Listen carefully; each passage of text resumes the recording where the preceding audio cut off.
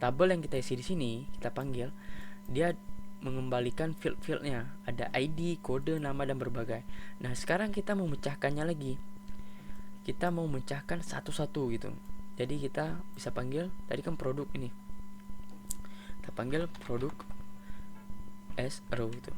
Jadi kita pecahkan lagi fieldnya, baru kita panggilnya di bawahnya seperti ini juga. Kita mau tampilkan ke user apa, misalkan kode dan nama gitu kan, kode dan nama produk terus. Nah kita di sini bisa buat nama kode produk, kode underscore produk ya.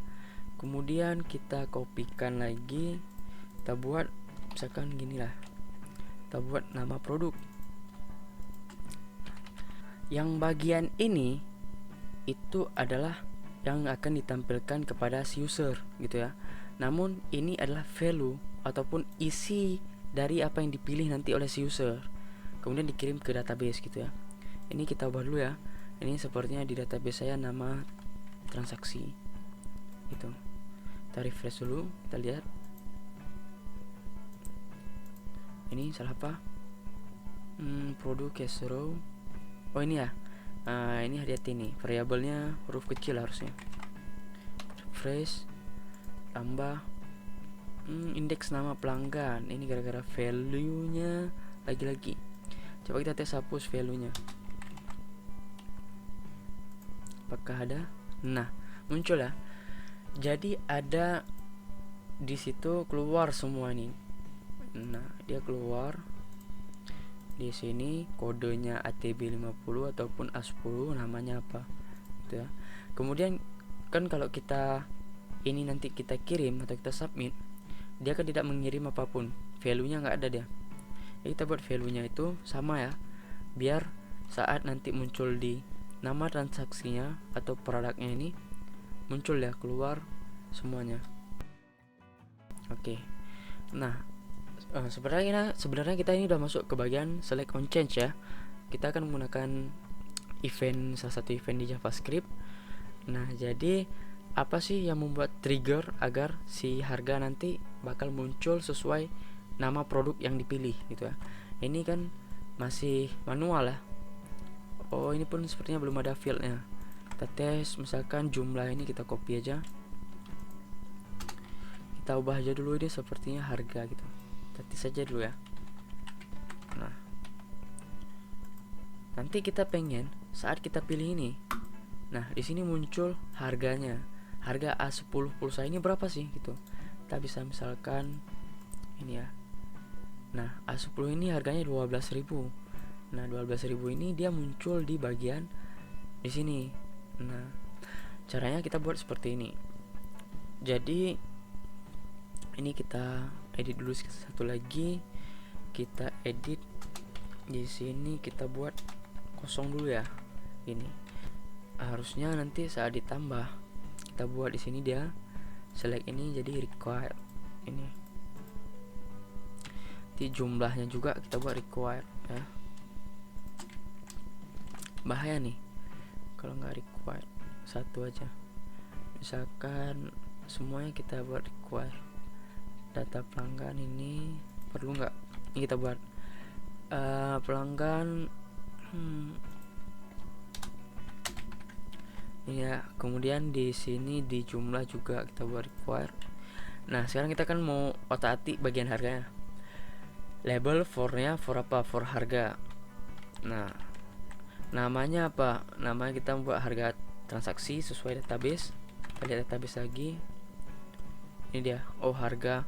Oh, betul, harga transaksi, karena kita akan mengirim datanya ke tabel transaksi. Namun kita ambilnya dari sini, dari produk, kita kirimkan ke sini nanti dah. Gitu ya. Tadi kan namanya udah terkirim nih, harganya belum, betul kan? Nah, yang membuat triggernya itu adalah, tahu nggak apa gitu. Nah, sebenarnya kita buat di ID-nya itu adalah atribut yang ada di produk. Nah, gitu. Jadi kita buat atribut secara manual di sini. Kita buat misalkan harga. Jadi khusus atribut ini untuk si input harga. Apa isi si harga? Dia ambil dari database PHP echo dollar row, kemudian harga dari si produk ini ya. Nah saat kita buat ID-nya harga, sebenarnya ini belum terjadi apa-apa. Gini, ini belum terjadi apa-apa. Kita lihat. Nah belum muncul apa-apa. Ini harus diisi kan. Seharusnya saat dipilih salah satu produk ini, dia muncul harganya. Nah kita bisa menggunakan JavaScript di sini. Di sini kita contohnya gini. Jadi pertama kali yang harus kita lakukan adalah kita mencari dulu elemennya ya.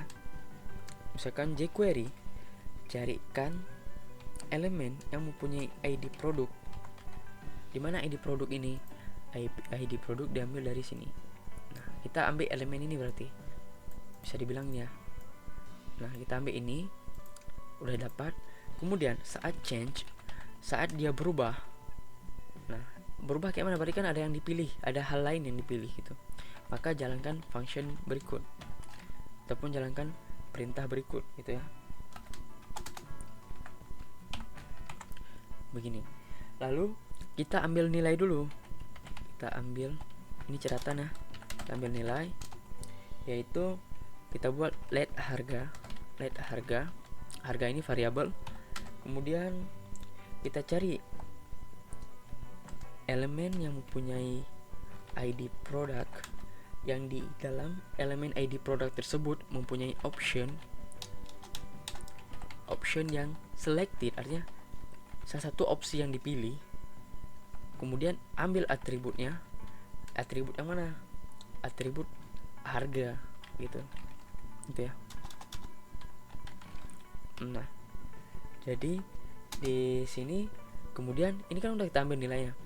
Kita ambil nilai dari atribut harga ini yang di opsi yang terpilih dari ID produk, kita masukkan dia ke variabel harga.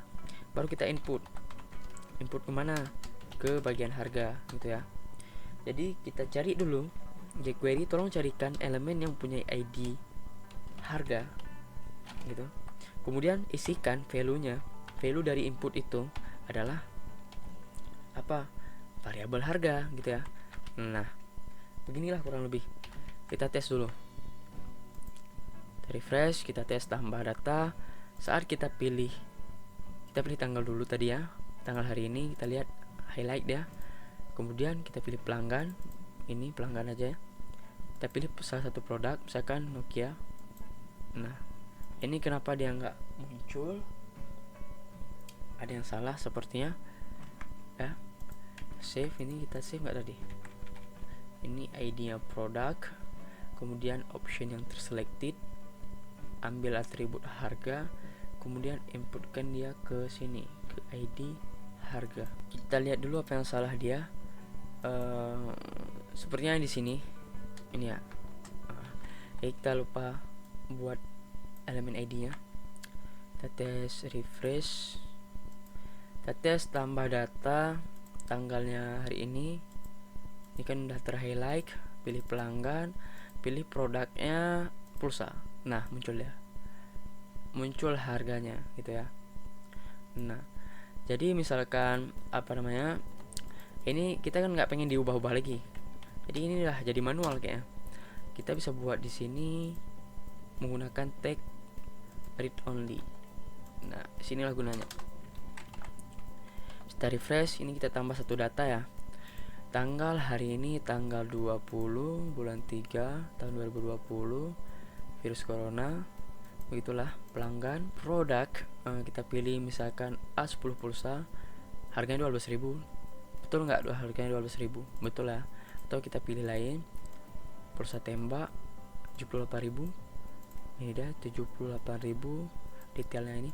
Kemudian kita pilih jumlah 1 misalkan. Berhasil, kita tambah data berhasil ditambahkan. Jadi muncul pesan error lah. Kita lihat ini ada pelanggan hari ini ya.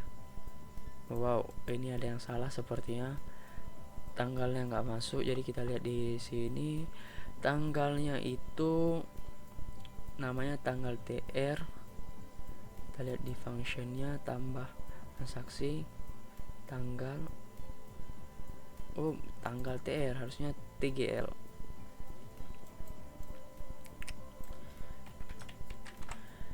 Ya begitulah teman-teman dari tutorial date picker ataupun itu ya. Ini dia, tahu ini, tahu ini. Nah, tes 1, tes hari lusa itu kita tambah data. Nah, dia muncul ini dia yang tadi ya. Ini bisa kita hapus. Begitulah kira-kira teman-teman tutorial dari saya. Sekian dan terima kasih. Assalamualaikum warahmatullahi wabarakatuh.